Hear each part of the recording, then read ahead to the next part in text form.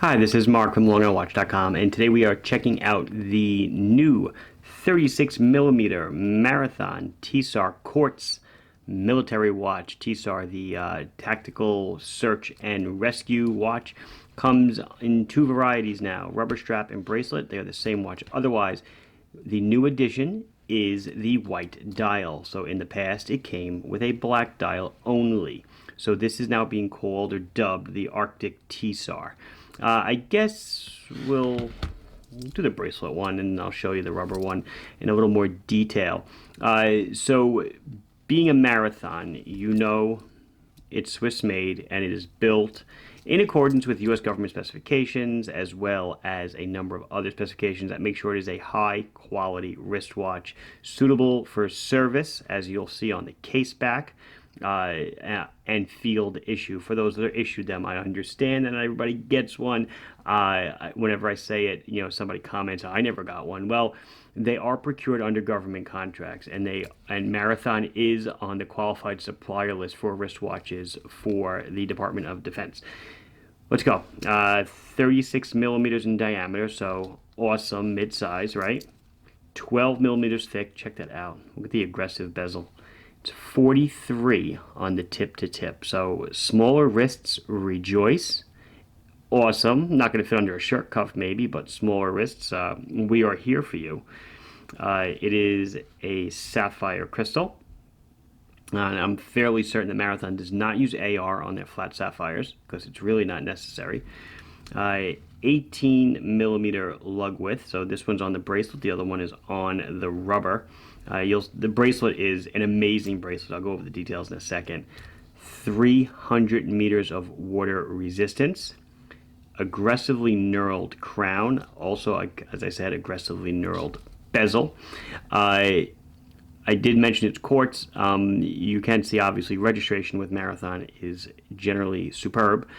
It does use tritium light tubes, GTLS, gaseous tube light source, whatever you want to call them. The watch uses radioluminescence. So inside each of these tubes here, the hour hand, the minute hand, the second hand, and the tubes around the dial, is a little bit of gaseous tritium. It excites, I've gone through this in Watch to Learn, guys. It excites a coating that's on the inside of the capsule, and that turns it into visible light. It does not need to be charged in daylight. It will glow. Let's see, after about 12 years or so, you get to like the first half-life. So, about 20 years of useful illumination. That is what the H3 means on the dial. It is an isotope that they use that's called H3, the little radiation symbol. Again, not harmful at all to you, although they do have to be imported into the USA under license from the Nuclear Regulatory Commission. Inside beats an ETA F06 movement, which is extremely accurate, about half a second or so a day, which is superb. As I said, aggressively screwed down crown. Look at the knurling. Very easy to get to, even with my gloves. 300 meters of water resistance. Date functionality. Beautiful 120 click bezel. I mean, not just beautiful. Just goes into position. No back play at all. Excellent. Excellent. As I said before, this one comes in a bracelet. And you can see it is indeed solid link. Indeed screws. Indeed solid end link. Nice clasp, Marathon signed, flip lock deployant with micro adjust. Again, more screws for the links. Let's see if I can get it open. It is not push button, it is just a friction clasp. Let's see, is there a diver's extension here? There is, look at that, a little diver's extension. And we will just take a quick looky-loo at the case back. So Swiss made. So it's a Swiss-made watch. The movement is a high torque quartz movement. Why do you need high torque? Well, on these hands, you've got these tubes. It takes a little more. It takes a little more force to rotate them around the dial, and a rotating force we call it torque. Quartz made of 316L stainless steel, which is generally considered the most stainless of the 300 series stainless steels. 38 millimeters of water resistance. This is the part I want to get into. The writing over here. Let's clear it up a bit. Just easier if we go to the rubber strap version for a second. So, watch, wrist, dive, 30 ATM, named nomenclature the way everything else in the military is named. ISO 6425, the part number, how much radiation it has, Nuclear Regulatory Commission ID number, and then I guess that's a contract. Actually, I don't even know what that is, the GS14F0027K. I'm not sure.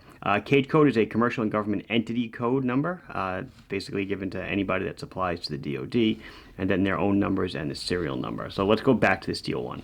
So it is 36 millimeter, and that's what separates it from a lot of the other watches out there. But because it's tall, and you'll see in the wrist shot, it wears very well. I did want to mention the chapter ring here is a polished chapter ring. So it just works so nice with the white. And I just feel that the term Arctic for this watch is so perfect. It just reminds me of snow, winter, an Arctic fox. I don't know, something like that running around. It's awesome. Price, I did not mention price. So MSRPs are $800 on the bracelet, $650 on the strap, which kind of is in line with the rest of the lineup. So the strap version is the same exact watch minus the bracelet. These bracelets are excellent, as you can see, so worth every penny. But what's really nifty about Marathon rubber straps, if you look, no holes. There's no holes. Where are the holes? Well, look on this side, they're actually kind of half punched. So what you do when you get the watch is you put it on, you find out where you want to wear it, and then you put the prong through, find out which hole you want when it's on your wrist, and then you punch it through. It just makes the rest of the strap very nice, clean, and beautiful looking.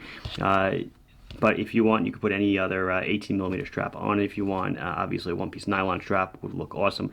I'll do a night shot, I'll do a wrist shot, and then we'll be done. So it's always tough doing a radioluminescence with the night shot because it doesn't glow as bright as if you look at the triangle at the top. That is passive illumination. That is superluminova. It doesn't glow as bright as that. And people think, oh, well, it doesn't glow for nothing. It does. In the middle of the night, I have, unfortunately, I have these watches all over my bedroom too. And when I wake up in the middle of the night, they are glowing so bright. You see them so well because when you have adjusted eyes, you can see them very well. But anyway, this is the night shot. 12 o'clock is orange for registration. You can see the hands and the indices. Believe me, with adjusted eyes, you see it quite well. Okay, so there she is. Like I said, 36 millimeter. We are easily going to fit on a very wide variety of wrists. I'm 6 3/4. It fits fine. 43 millimeters on tip to tip. Small. Still looks great. Between this and the 41, I'd probably pick a 41, but in white right now, it's only the Quartz 36. I wear a jumbo, which is like 48 or something, so, but I'm crazy. Below the bone, above the bone, bracelet. Got a few links in there still. At least 4 links I'd have to take out. So plenty of room for me to swim around in this. Looks awesome. Ooh, before we finish it up, just a quick retraction. I said superluminova before. They use their own compound called Mariglow for the dot. I just want to make that clear for everybody. And also the tip of the second hand as well is done in that passive illumination or photolumination called Mariglow. So this has been Mark from LongIslandWatch.com showing you the new 36mm Arctic TSAR from Marathon. Please like the video if you enjoyed it. Subscribe to the channel if you haven't done so. If you have any questions or comments, put them down below and I'll be sure to address them as soon as I can. Thank you very much for watching. Bye-bye.